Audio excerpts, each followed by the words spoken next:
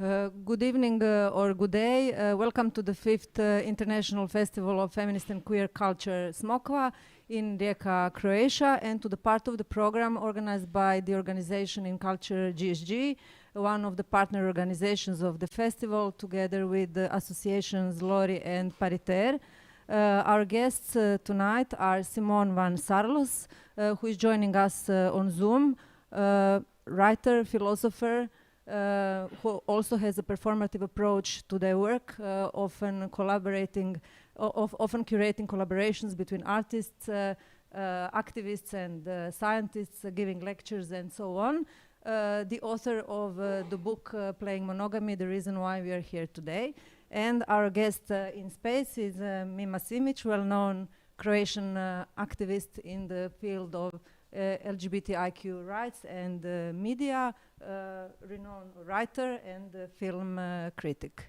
The book Playing Monogamy was originally written in Dutch, published by the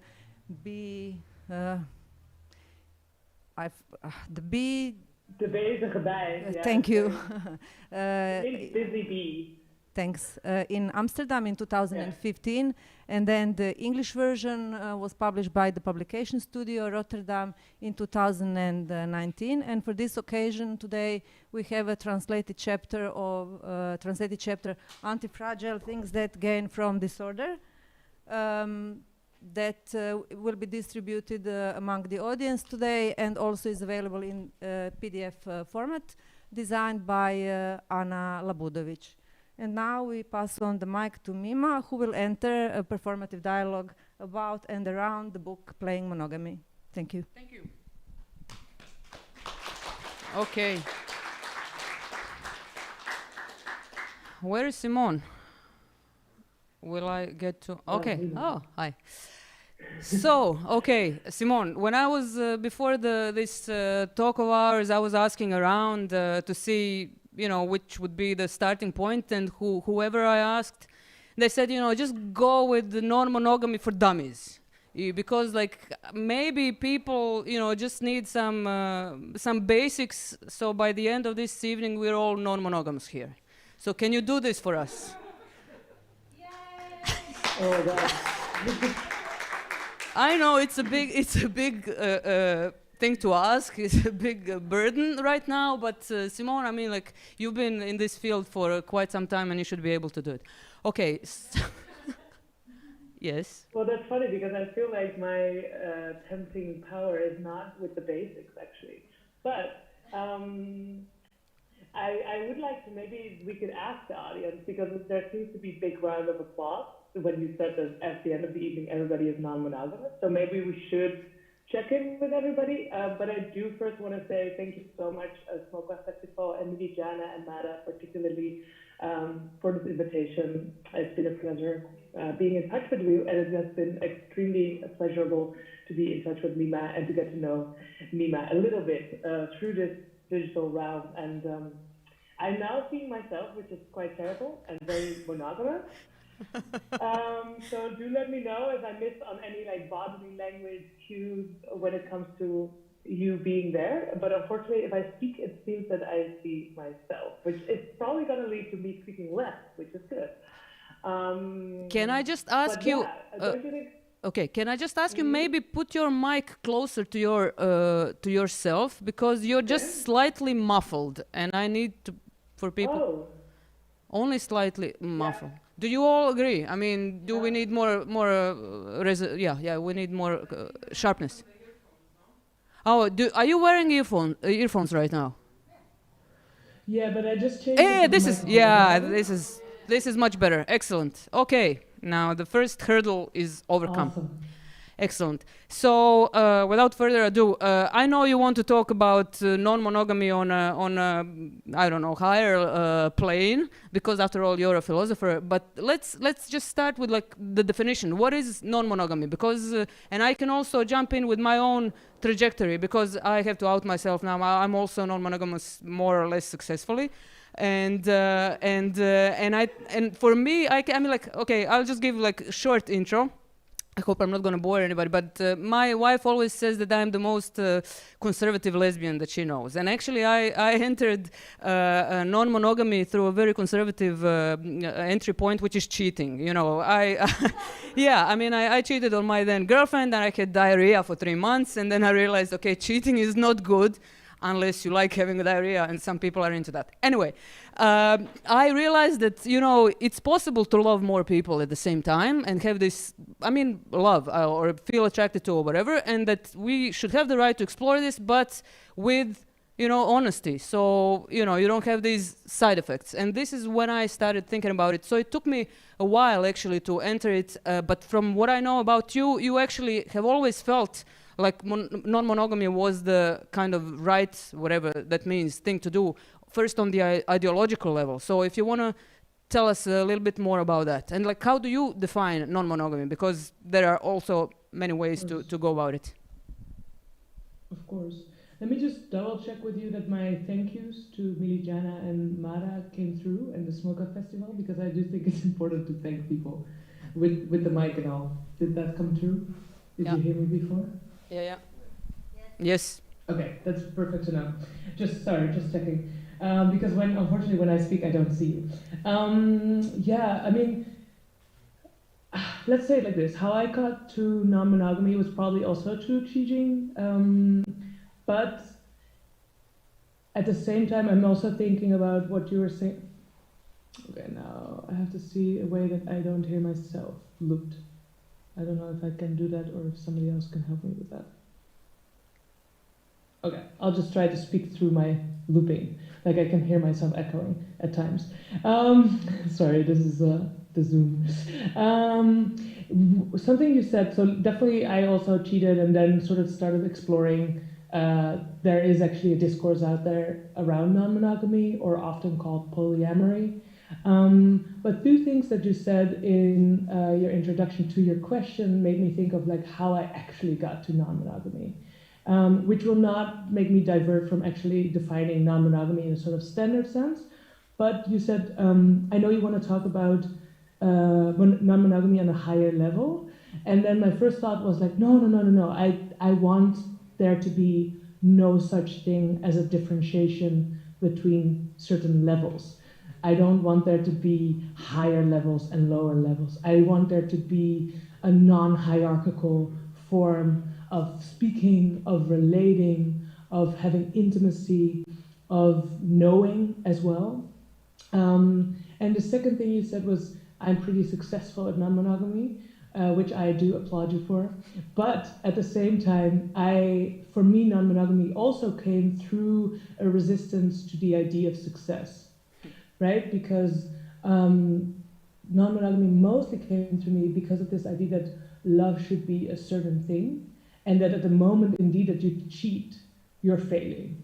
Or at the moment that you're not holding on to a long-term relationship, for example, you're failing.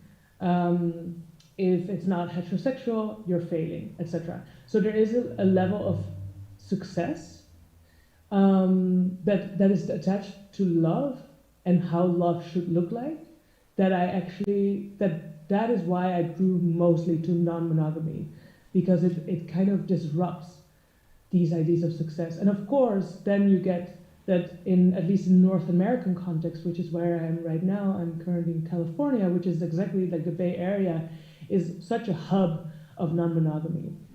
And you also see that in itself, right, for example, if you go on Tinder, you'll see that people define themselves as ENM. So it has become an abbreviation already, which means ethical non-monogamous.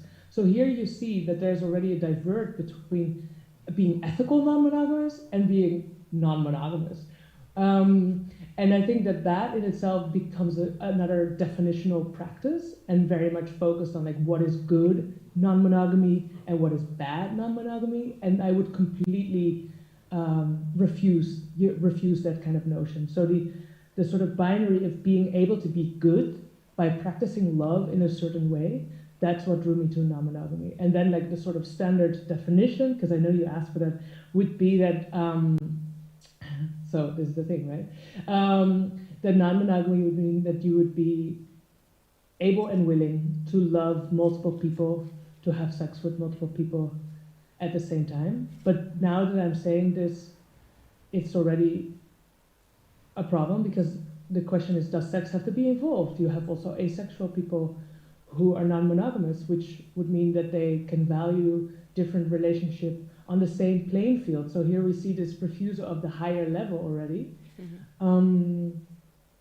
So I think that it would be mostly, but I would say that it starts, and this is maybe where we can achieve our goal for tonight if we want to make everybody non-monogamous by the end of the night, right? Which is, we just like lower the bar in the sense of like, which is actually not a low bar at all, but which is that you can value multiple relationships and multiple people, because at this moment we're talking about people, at the same time, without laying down a mold or a certain categorical measure, right? Like a measurement to these different people.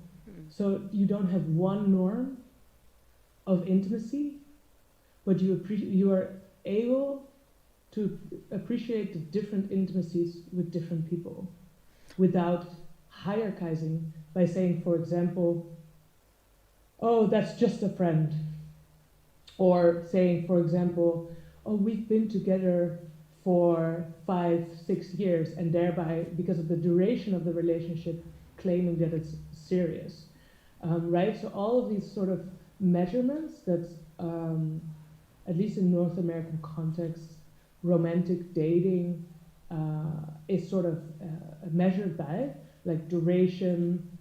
So how long have you been together? That defines how serious it is. That defines how much you love somebody. Monogamy defines that you are a loyal person, right? Really detangling and disconnecting all of these measurements from what love can be. Okay, I think it's really important also to talk about visibility of non-monogamy, because when I was entering this field, of course, just like with coming out as gay or anything else, I mean, you need to, or at least I needed to have some kind of some kind of reference points in the world to feel that it exists, because sometimes you need some kind of reference points or fields or words or language to kind of find yourself. And when it comes to non-monogamy, I think this is the kind of a territory that's still uncharted, at least when I talk about, I talk about Croatia. When I started doing my own non-monogamous so-called journey, I found books like More Than Two or Ethical Slut, which are more of kind of handbooks how to do non-monogamy. So is that also kind of a problem when somebody from outside tells you, this is what's going to happen and these are the rules, or this, like are those how-to books any good for this kind of approach that you're having to non-monogamy, or you think, like that's all useless? I don't know.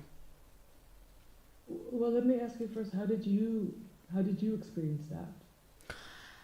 I don't know. In a way, it's a twofold reaction, because in a way it's kind of false security that if somebody else has felt jealousy, that it's your jealousy, that it comes from the same place. That I mean, what I've learned actually from one of the books, I think Ethical Slut, is that the idea of hierarchies, and some people do practice non-monogamy as this like primary partner, secondary, blah, blah, blah, that this doesn't work at all. Actually, we tried it and it was terrible, and it was a huge failure. So, and this was discussed in the book. So it was a shortcut to maybe realize that this is not gonna work. But to be fair, I mean, maybe it can also be misleading, because while you read these textbooks, just like when you read fiction, you tend to identify with somebody else's stories and discourses, and maybe you take them as your own without, making your own path in it. I don't know. Does that answer the... Yeah, and I think that already refers to so many potential problems, right? Like, on the one hand, something Mima and I talked about during our sort of conversation last week, this question of, the fact that so many of the non-monogamous literature that is out there is actually North American based. not just North American, it's often white, it's often wealthy people who have the time and money to go on dates, you know, to be sort of feasible and attractive partner. So there's many levels of exclusion, not just on the level of representation and visibility, but also on the question of whose non-monogamy is represented, if at all represented. And there's also a scholar called Brigitte Vassallo who writes about the ways that monogamy is used in relationship to Islamophobia, for example. So just to mention like a few of the problems of exclusion that happen and that come with sort of a celebration of visibility, because often when we're talking about, oh, there's some visibility, right, or there's some representation, it often means that these forms of exclusion are still completely part of it. And sometimes then celebrating visibility can also lead to a further disguise of the wide variety of non-monogamous practices. Sorry if I like talk weird at times, because sometimes there's like a feedback, which is hard. You're talking about your own experience in relationship to this like reading. I feel similar. Like at the beginning of wanting to try non-monogamy, I did read the how-to books, and I wonder, for me it was good to know that there's something like that out there. But when I read, for example, the Relationship Anarchy Manifesto by Andy Nordgren, which is another, like it's a North European proposal of like having no hierarchies in your relationship, right? And no definitions. So instead of having this like primary partner, secondary partner, or like lovers, or metamour, which is another language that people use, where the metamour is the person who's dating your partner. So like all this sort of definitional categorizing that's happening in North American white non-monogamous literature, I would say, and how-to books, this relationship anarchy does break. And I think that for me, the manifesto was more appealing simply because I tend towards that kind of thinking a little bit more than the how-to. I don't think that the how-to is bad. I personally prefer maybe memoirs then, because then there's an immediate acknowledgement of subjectivity and of saying like, this is my story. I also personally, and I'm sure people can relate to this, because of especially also now with the pandemic, of course, like more people turn to podcasts, and I personally really appreciate podcasts in which people do tell their personal stories, and often they are also asked for advice, but it's because of it's two people talking often, or maybe 5 people talking, it's very clear that it's a personal story, so to say. Mm-hmm. I don't know if that makes sense. And for me, it really tends also what you tend towards. For me, this was a very, very helpful book, The Politics of Passion, by Gloria Wekker. Mm-hmm. Gloria Wekker is an anthropologist from the Netherlands and from Suriname, and she did an anthropological participatory study as an Afro-Dutch person in Suriname with the Mati culture, and it basically women living with women, having multiple romantic engagements, and not necessarily identifying as lesbian, not saying I am lesbian, but talking about doing the Mati work. And Mati refers to body, and it even comes from ship language, so it comes from the transatlantic slave routes, where body and maatje were like one, meant the same. So there you see that there's a deeply complex history to how non-monogamy can develop, how it can be practiced. And I think that in the more recent how-to books, I don't think that they're necessarily bad, right? But I do think they often forget about the multiple ways of living non-monogamous lives. Mm-hmm. What do you think are kind of? I mean, you write about the relationship between monogamy and capitalism, and how this idea of obviously property ties into a monogamous kind of frame, and marriage, of course. What are the obstacles to? I mean, what would be the steps that would have to be taken in order to kind of, I'm not going to say promote non-monogamy, but for non-monogamy to gain the kind of revolutionary space in this capitalist universe. Capitalism is probably not going anywhere, I would say, unfortunately, unless we all go out in the streets after this event and I don't know, what should we do? We buy some chocolate. Okay. Well, I would join you in the streets, even just through your phone screen. I mean, that's such a hard question, right? I think it's a great question, but I also, honestly, I do think that non-monogamy, that's where I'm most interested in non-monogamy, is also on the level of how we think in in monogamous ways, often in many different areas of life. And you already indeed mentioned property, and I think property is a very obvious one, right? Like this sort of attachment, this claim to something as your property, and therefore having a certain level of entitlement to it.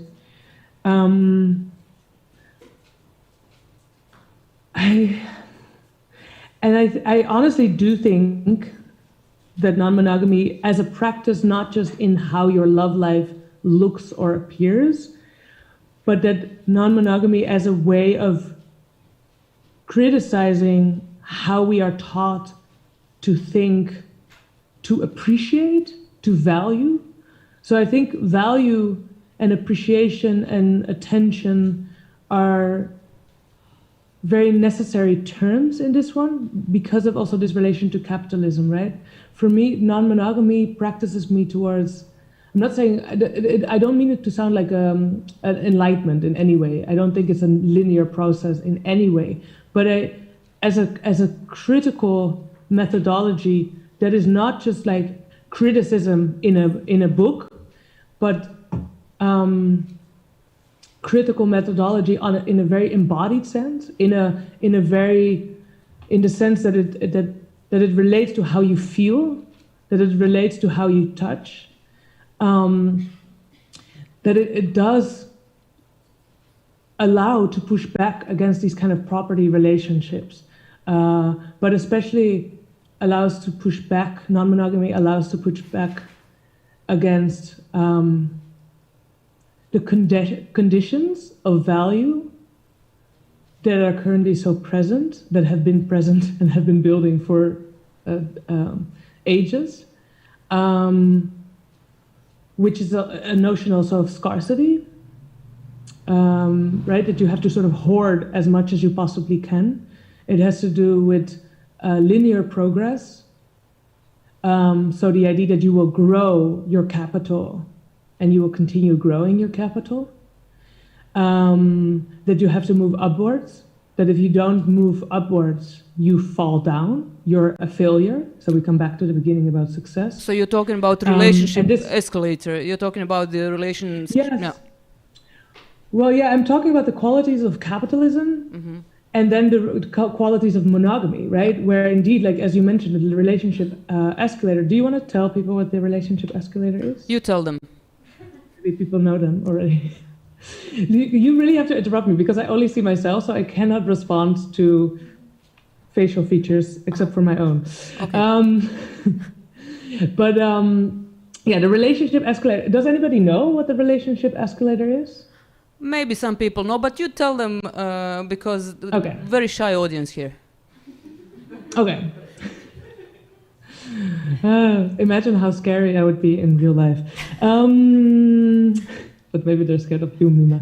And the relationship escalator is this idea that, so the escalator, right, the electric stairs, so to say, moves in one speed, and it moves only one way. So basically, the relationship escalator is often referred to in non-monogamous language because what happens or what is expected is that you start dating. This is a very American model too. You start dating, then you sort of figure out how serious you are. You go into living together, marriage, kids, and then forever on. And the thing about the relationship escalator is that it follows a certain pattern. So once you get on, you can only get off. There's no diversions. There's no intersections in the relationship escalator. You can only go up, right? For example, if you would start living together, you would live together and you decide like, oh, this is actually not for us, and you would separate living, but you would still be together. Then you would go back on the escalator, which would be a form of failure. So you see here, when I was talking about the qualities of capitalism,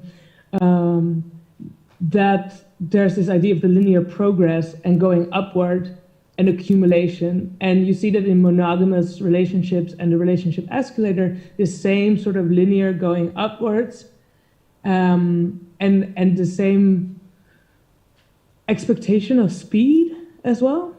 That you're supposed to follow, and this relates maybe, wait, I shall finish my sentence, that you're supposed to follow a certain speed and temporality in relationship to intimacy. So if you go too fast, you're too greedy, especially as a female identified person.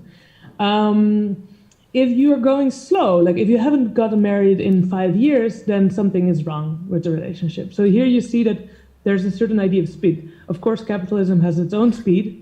But Simone, can I interrupt you for a second? It seems from what you're saying that lesbians are the most greedy because they move in on the first date, they get married this next day, and they get cats on the probably third month into the relationship. So how do you comment on this? Are lesbians the worst? No, in my opinion, there would be no validation of speed, right? There would be no validation at all. Everybody's great. That would be my response. But also, another response I would have, if we're talking about capitalism, who has a fucking home, right? Like, who gets to have access to a home? If you start living together, whether you're lesbian, or maybe because you cannot pay for having a house, right? And so I think that these questions of capital, I'm hitting the microphone, should always be part of these conversations around intimacy. This didn't answer, though, your question about like fucking up capitalism. Yeah, but where do you, okay, my question to you is also, where do you start? Of course, you write a book, right? You wrote the book, what was it, 2016, very good year. So you write a book, you go and promote the book, you talk to people, but what are other ways of interrupting monogamy? What are other entry points to deconstruct it?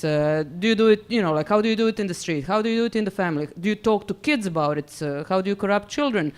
What are different options to talk about it in different languages for different contexts? How do you, like also it's really interesting in your introduction to the book, you're also talking about when you promoted your book, Playing Monogamy, people thought it was, it was you offering yourself sexually to them. It was people were interpreting, you writing a book about non-monogamy means you are sexually available. So this is like a very weird interpretation, but you cannot obviously control how people interpret. But what I'm asking about is like, what are the strategies of putting non-monogamy forth to different audiences and also coming out, because you do have to be coming out for this to actually kind of function also outside of your own circle or whatever it is. I mean, yeah,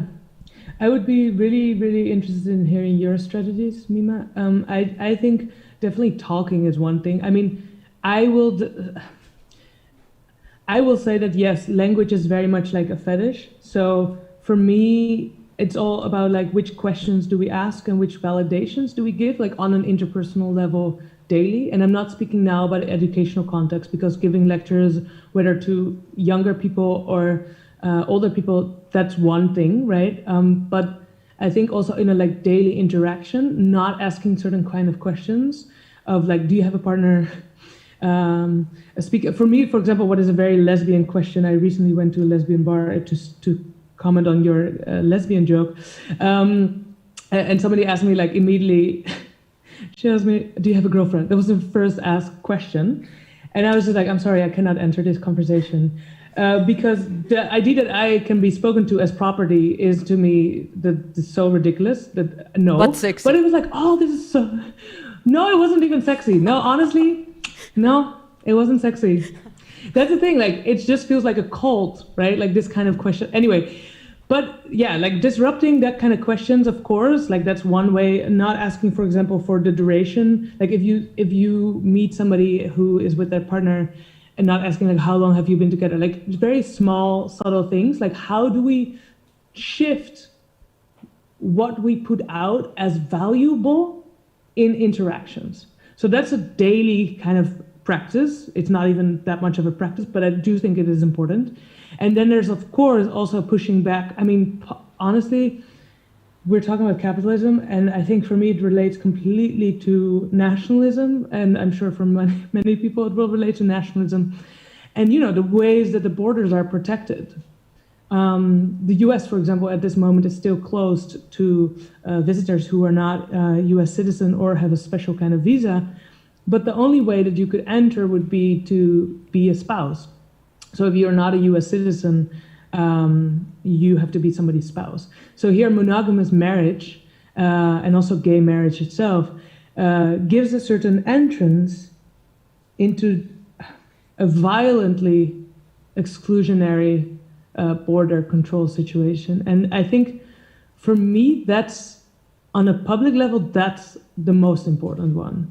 To continuously relate monogamy to border policing and nationalism, and questioning how the state has, you know, like this individualistic neoliberal idea, like at least in the Netherlands and in Western Europe, this idea that you are making your own choices, and really disrupting this idea of choice, because as long as the state pushes us towards marriage, because you have certain privileges because of marriage, because of your inheritance, because of being able to buy a house, if you even get to that level of wealth, right? But to the fact that you cannot buy a house with multiple people in itself shows a monogamous privileging. And I think it's really important to talk about that, because we're talking often, when we talk about non-monogamy and monogamy, we start talking about choice and preference, but so much of these choices are so already made for us, and they are deeply materially exclusionary. Yeah, what about, I mean, last year in the state of, or was it this year? Who knows? I mean, like, time flies. In the state of Massachusetts, actually, they legalized marriages of more than two people. So is this part of the co-opting of polyamory, or, I mean, kind of like dulling this threat that non-monogamy actually presents to the system? If you like it happened with the LGBT, mostly LG, mostly G rights, you know, just capitalism comes in and sells this as another product with you know, t-shirts and whatever flags, and then, you know, it's peace and quiet. Maybe also enabling more than two people to get married is part of this kind of strategy that seems very like progressive at some point, but actually it's very deceptive. What do you think? Yeah. I mean, I don't know about the case of Massachusetts. I would like to actually look up the specifics, because there might also be a religious argument. But yes, as you say, right, it's a co-optation. I don't know about the Massachusetts case specifically, but Somebody marriage Google. is like not attainable. Somebody could go. I'm probably the most. I probably have the best access to internet at this moment. But to attain marriage, it's already expensive, right? And there's also a deeply anti-Black, at least in the North American context, an anti-Black strategy of promoting marriage because of the disruption of families during the period of slavery. This idea that people are, because of like the disruption of intimacies, the idea that people are naturally not inclined to monogamy. That's a really deep narrative that has been circulating for a long time. And then promoting marriage, right?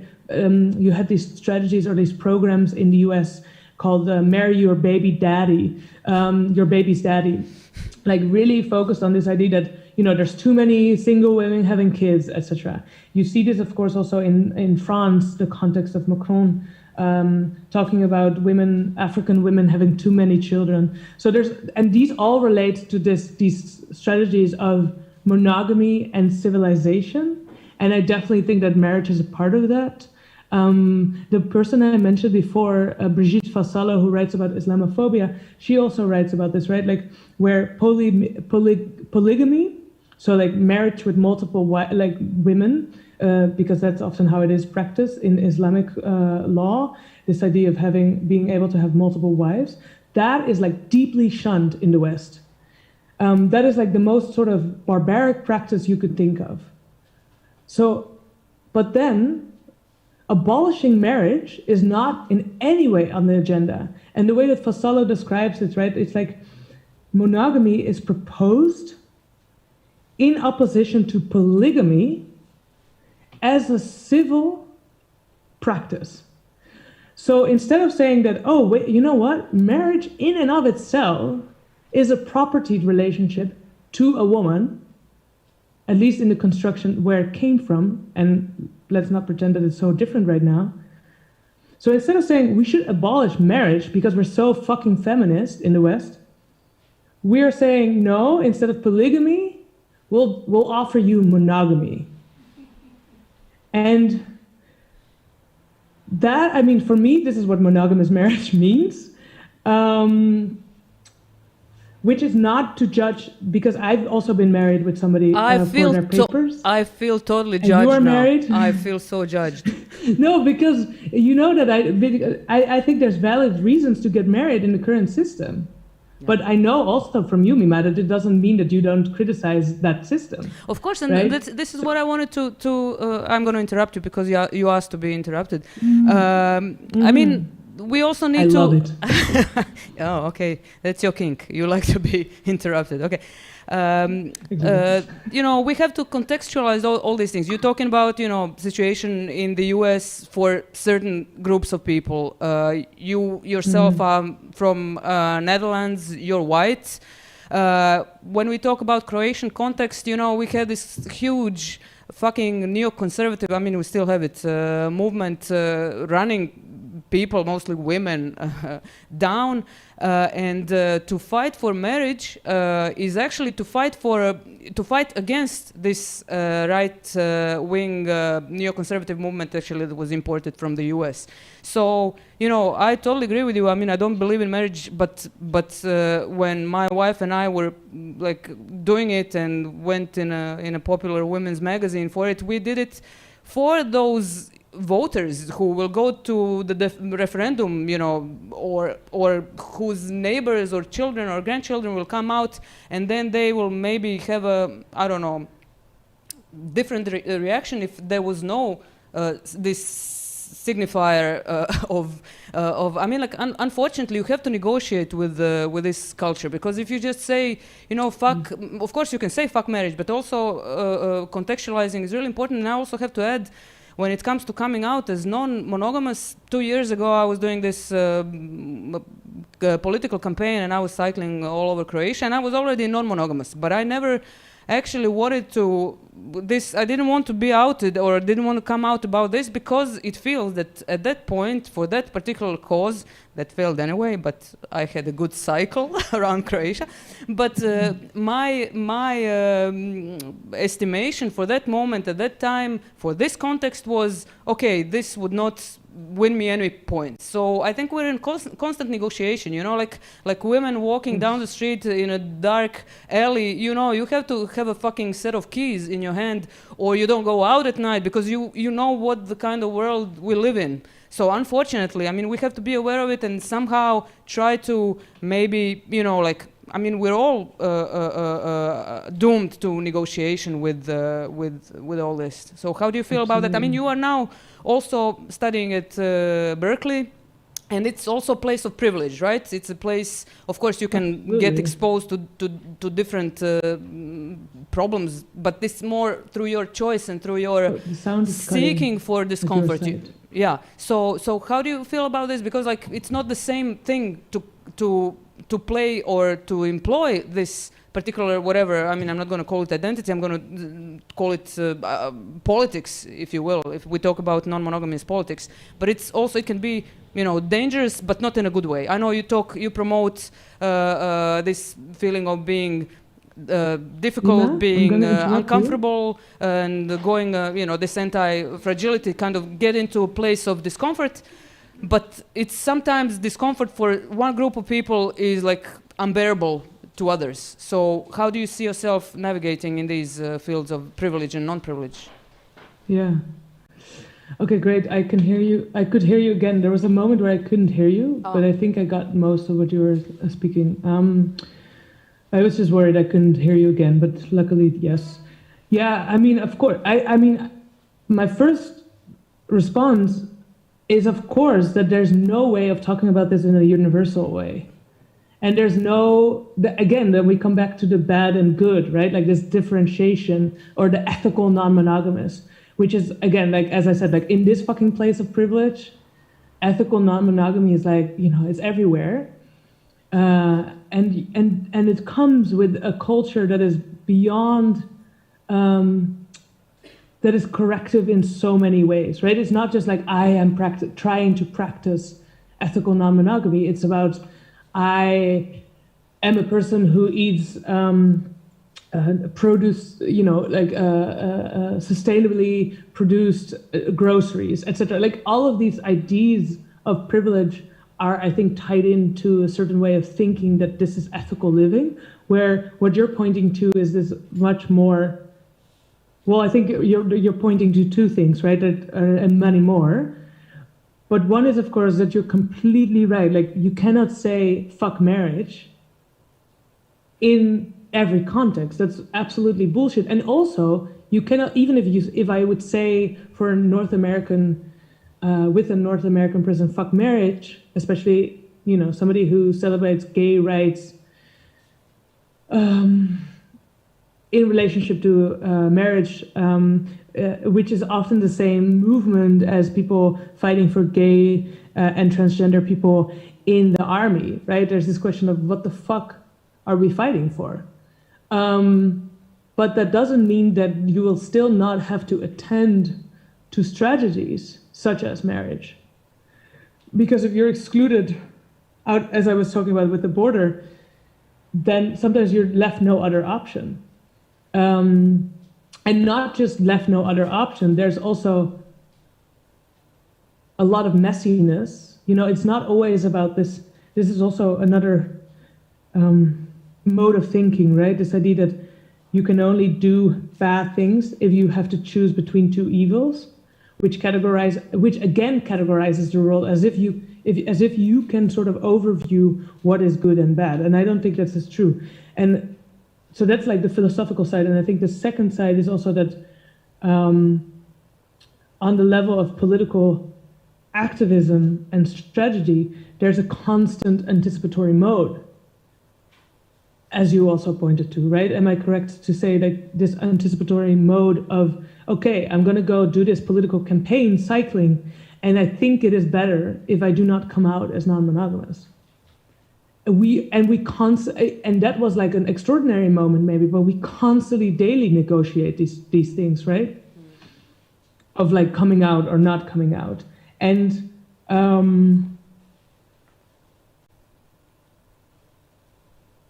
mean, do you need to be interrupted now?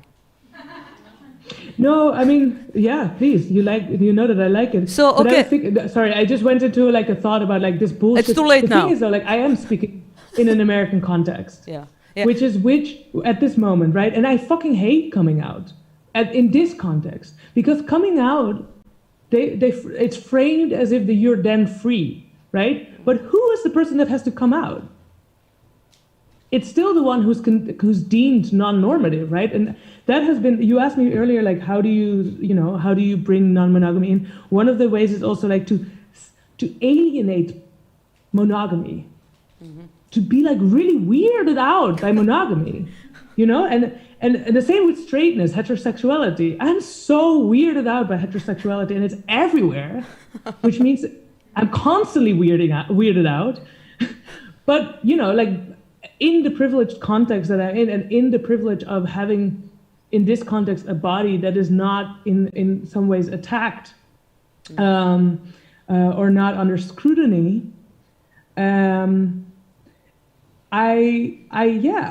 that's my coming out, is like a constant confrontational mode with how what is normal and what is considered normal is actually very, very, very strange.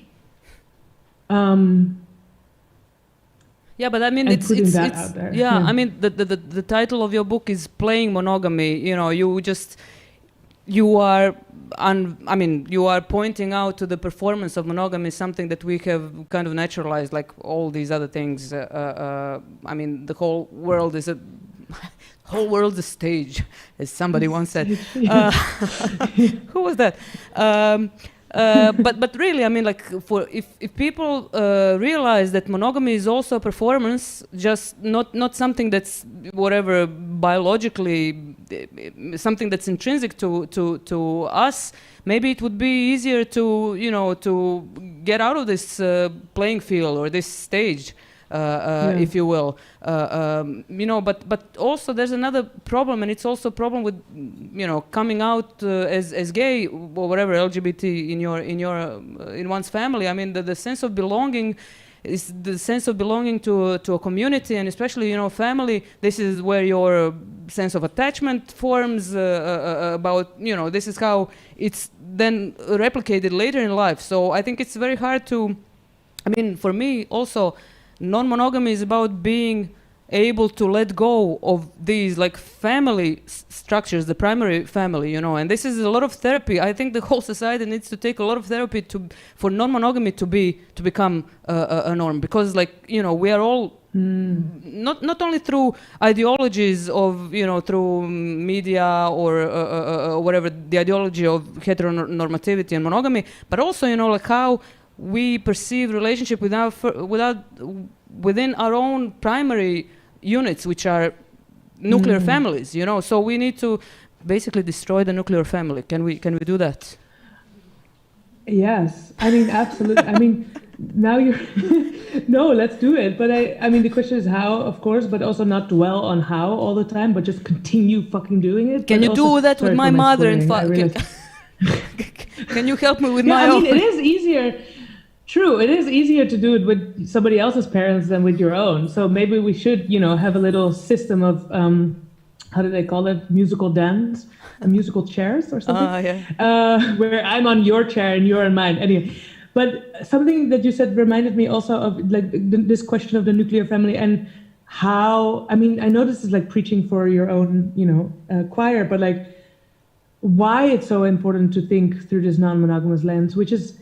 And again, I'm talking in the North American context, where at the border, right, with Mexico, the Texan border with Mexico, the separation of children from their parents, and then the response to that, the activist response. And I, of course, agree with so much of that, but the response was unite families.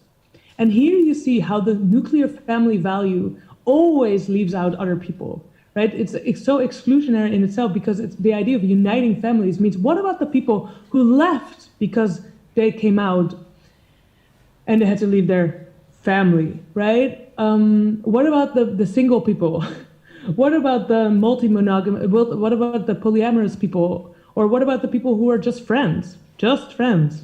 So this idea of, the nuclear family, as you point out, is, and I'm just bringing back the border situation in there again,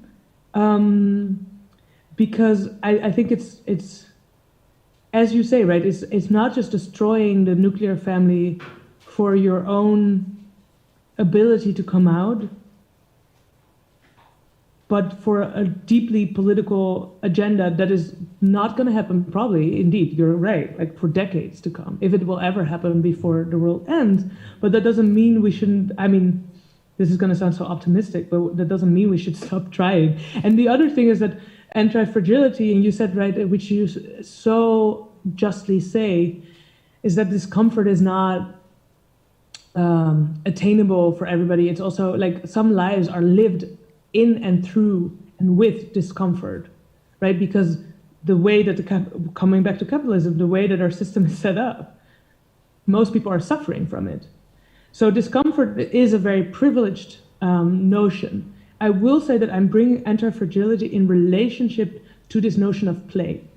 So it's not about like choosing discomfort all the time, but if you see that certain things are a form of play, then you know that disrupting that kind of play brings a discomfort with it, which doesn't mean a discomfort in the sense of like, oh, get more poor because you're already poor, but discomfort in the sense of the rules of that game.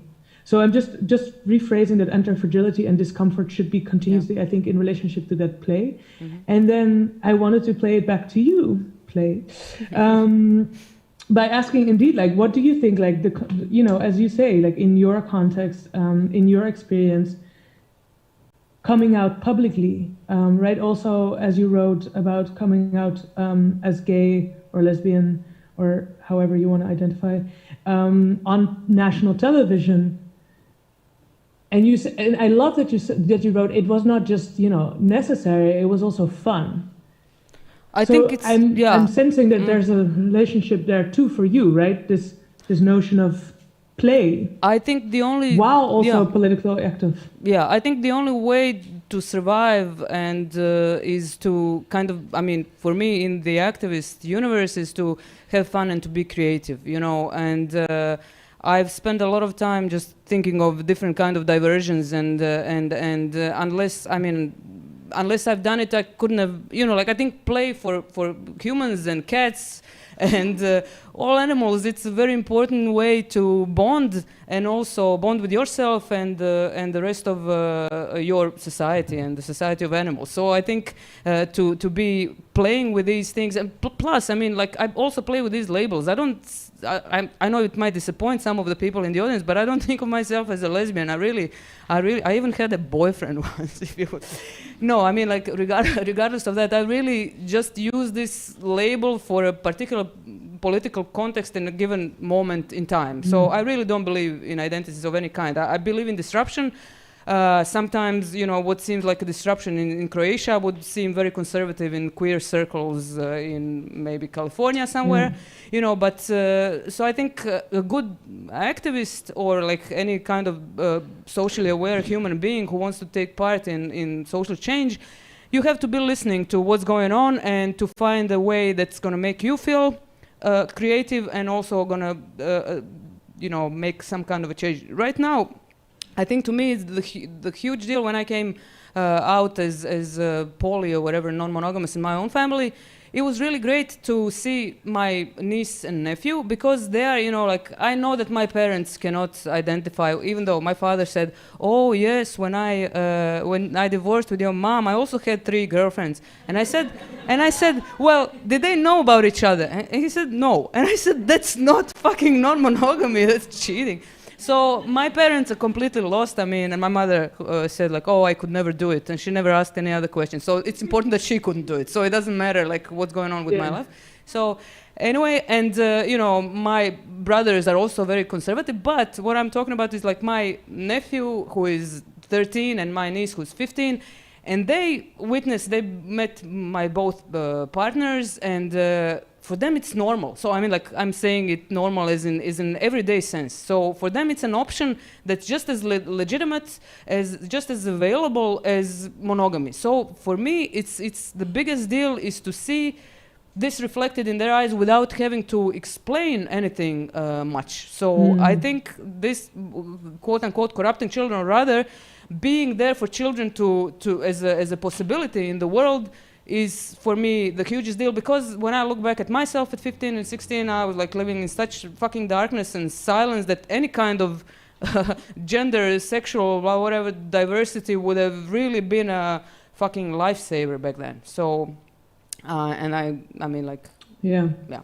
So listen, Simone, I'm gonna open up for our audiences here, because we're 8:08. I would like, if you don't ask questions, I know some of your names, so I'm gonna be prozivat ću vas. So I invite our beautiful audience, as you can see here. They will not ask you to have sex with you because you're over there. So this is not that kind of a event. But yeah, I will give you anybody a microphone, or anybody can come over here and sit down and ask. So this is Croatian audience for you. Look at them, just sitting there. Sjedi drvo na drvo. Simone, have you noticed this when you, have you noticed, I mean, I've noticed when I'm in the US, if you're at any event, people just are dying to ask questions. They cannot wait for the event to be done so they can listen to themselves speak. Croatia, not so much. Yeah. Do you want to ask them something? Yeah, maybe does anybody have questions? Renata, Mira? Anybody? I mean, I'm just curious how you're doing. Like, does this resonate? Does what we are speaking about, does it resonate with you, or not at all? Or I'm just curious about your, about how you're feeling in a way. There's silence. Does it mean it resonates? Give Simone a round of applause if it resonates.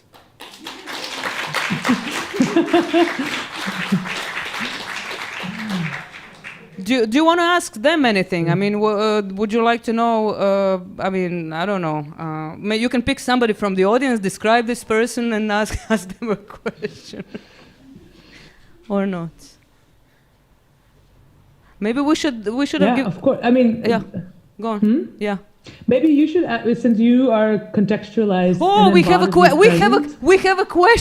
Oh Simone, we have a question. Oh my God! Yeah. Okay, now I feel totally weird. And this is so uncomfortable. Because I actually have a linguistic question. As a linguist, I have noticed that Simone does not use possession pronouns, for instance, as in my partner, or partners, or mine, or I have a girlfriend or a boyfriend or something like that.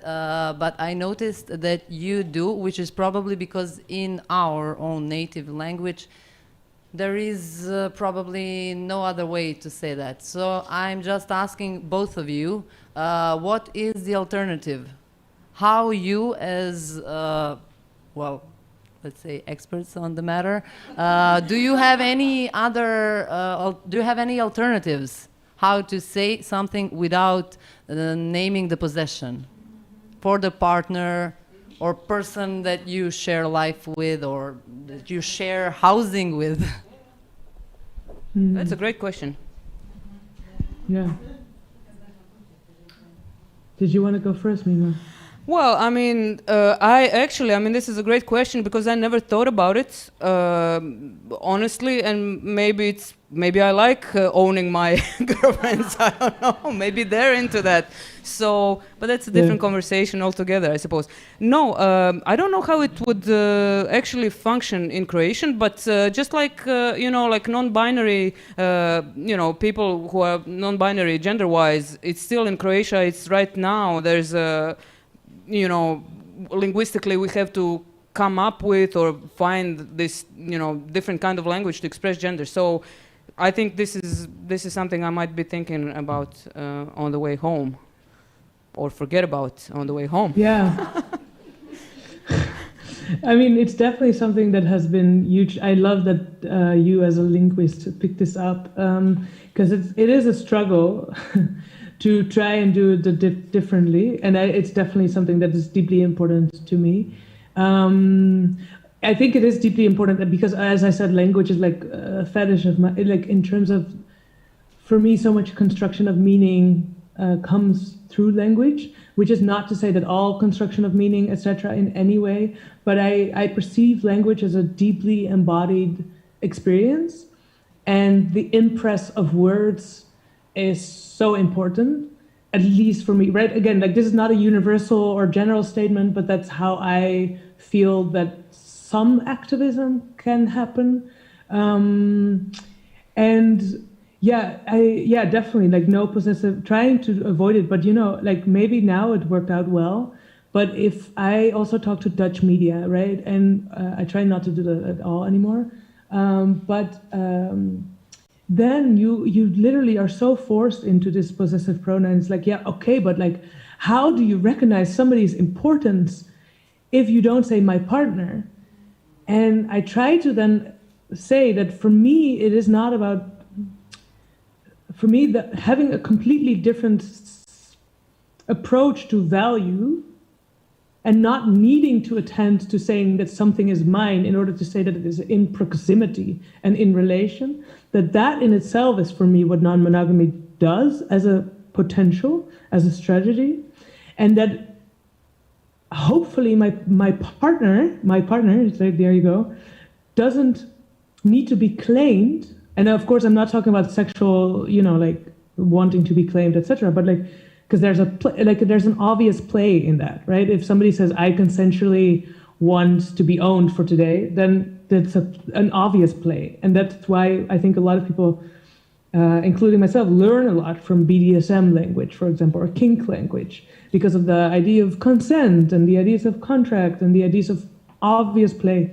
But like in daily life, when often we are not assuming that we're playing, this definitely plays a huge part. But yeah, I just wish that, and then we come back also to this question of the border situation, right? I might be going a bit like in multiple directions, but for me, they completely relate. Because what does it mean if you have to say like, but that is my partner across the border and therefore they should come? No, we should not have borders in the first place. So that would be my approach. And then on the there's also something about what Mima said in relationship to the question, the lingual question, which is about like, do I even identify as lesbian? And I relate to that very much when it comes to non-binary, like speaking also about privileges and shifting context. Like I've taken my move here because of the university as an opportunity, so to say, to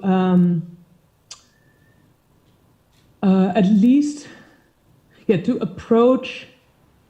Sorry, I'm trying to not say to come out as non-binary because I don't feel like I need to come out, but to live as much as possible in the eyes of others as somebody who is identified as non-binary. So using they, them pronouns, and not being necessarily referred to as a woman. And for me, the shift of context has been really nice, spacious in some ways, because in the Netherlands it's also very difficult. It is a concept, but people are like so bothered by it, like that. And it's funny. I wonder if this is similar to like when I said before, Mima, let me educate your parents and vice versa, or let me talk to your parents. Sorry, not educate.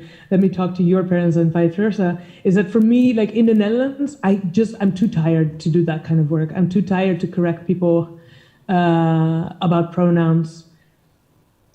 I'm expecting them, because they're in such proximity to where I come from, I'm expecting them to do the work. And here I'm sort of like, I'm I'm not from here, so it's easier to say like, oh, I would like you to use these pronouns. But still, to refer it, to circle it back to the linguist question, and also maybe to the book that I held up earlier, the Politics of Passion, in relationship to not saying I am lesbian, but doing the mati work. For me, as Mima said also, right, I use lesbian in a political sense.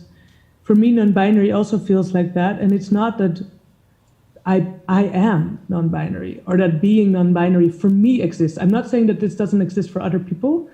I can understand that it does, the identification. But being in a North American context, identification is not my goal. It's about the act of disrupting, as Mima said. So it's not about being something. And especially in this, why I said American context, especially American context, because everything here is fought on the idea that you just have to come out with your identities, and once we accept all the identities, shit shall be fine. Okay. Which, Yeah. Do we have any more questions? Yeah. Please? Anybody? I forgot to... Yes. Može, hoćeš doći. Jer na mikrofon.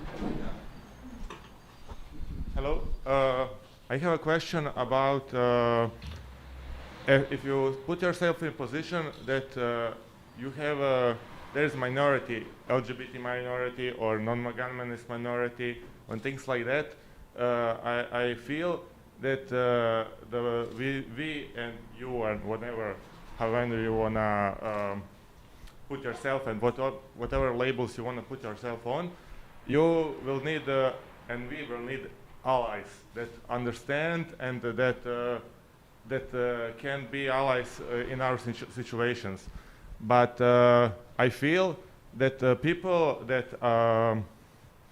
don't understand LGBT culture and don't understand these things are getting far away, as we have a more LGBTQR and whatever.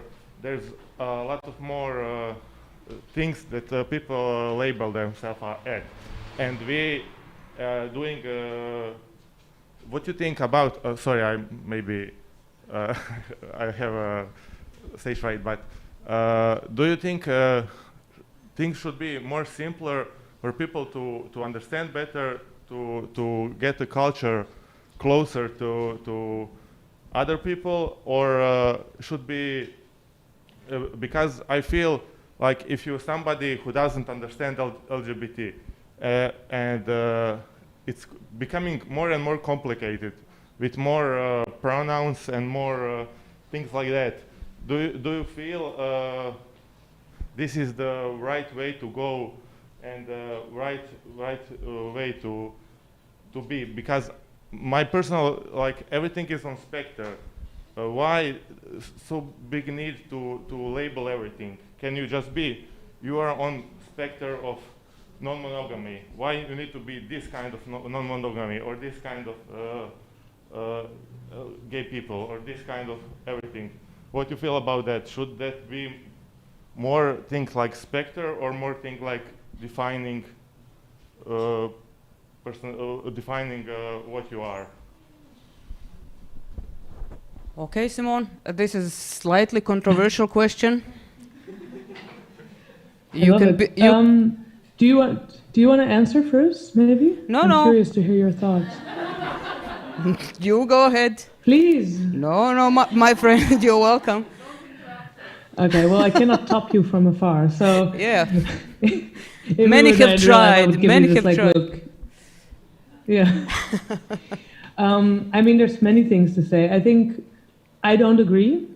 I agree with the labeling question, although I don't think that the labels are on the people using the labels in freedom struggle. The labels come from categorical thought that leads to oppression.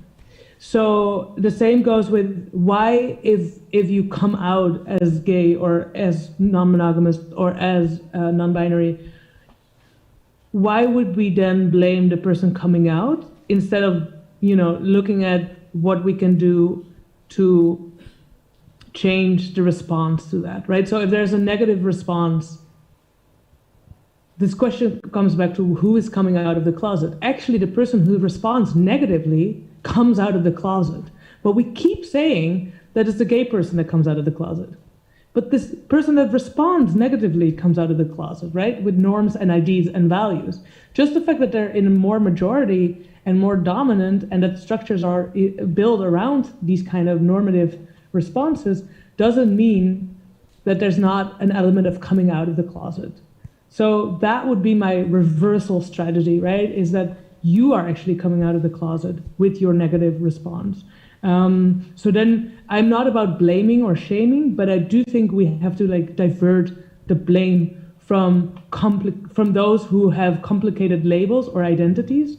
The second thing is that some people we're talking about labels as if you can sort of attach to them, and surely there would be many ways to not come out, for example, as non-binary. I could still live with the privileges that I have as a woman, but not all labels are identificatory or can be put off or on, right? Not all labels, if we talk about race, for example, if we talk about class identifiers, which come with so many elements, right? Like the state of your teeth, for example, and many, many other accents, right? All of these elements are not like you can choose to come out.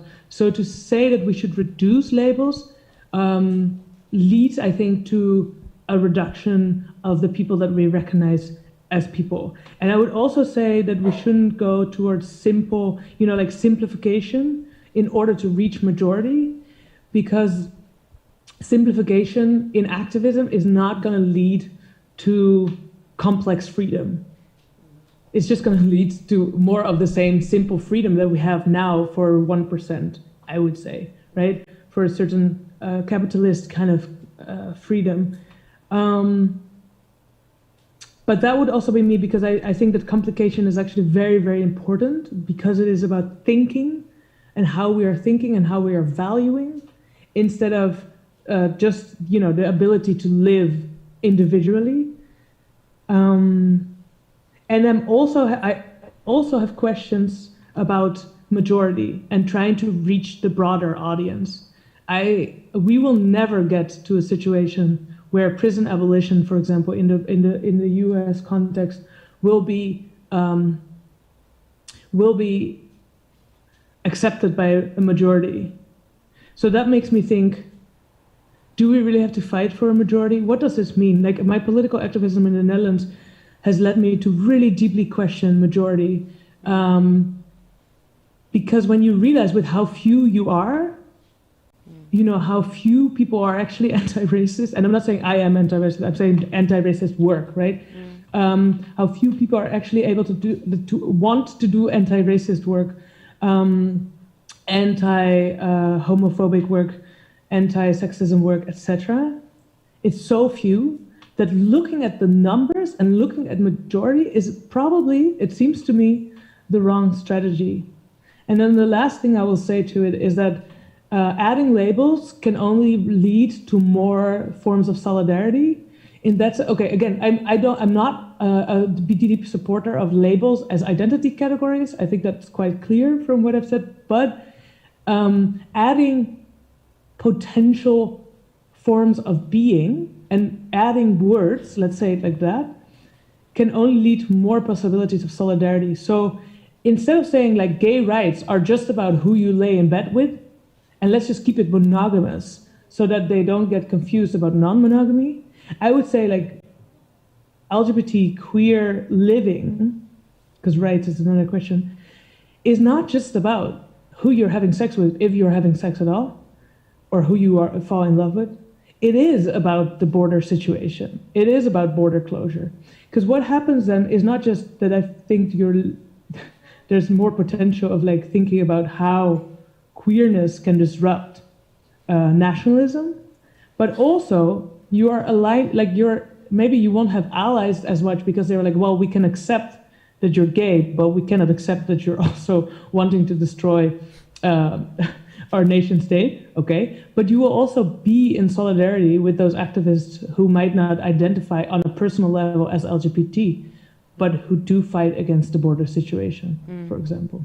No, that's great. I think we're run out of time a while ago. Unless somebody has a really burning yes.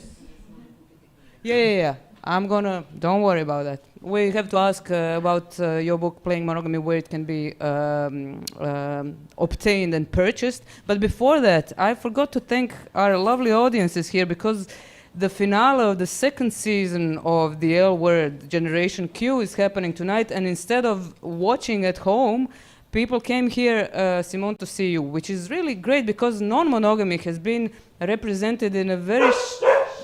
Lily, you tell them.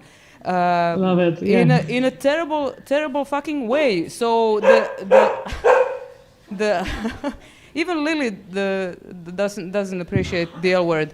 I mean, I wanted to end in a kind of funny, because this is the exposure of, I mean, this is what we get from non-monogamy in the mainstream lesbian-oriented media, which is like, okay, it exists somewhere out there, but it's really, it's not going to happen. It's going to be a problem it's going to be a hurdle on the way to monogamy. So if anybody has been watching how Alice and Nat have been having problems, and then how Roxanne Gay was brought in to kind of give a blessing to a monogamous relationship.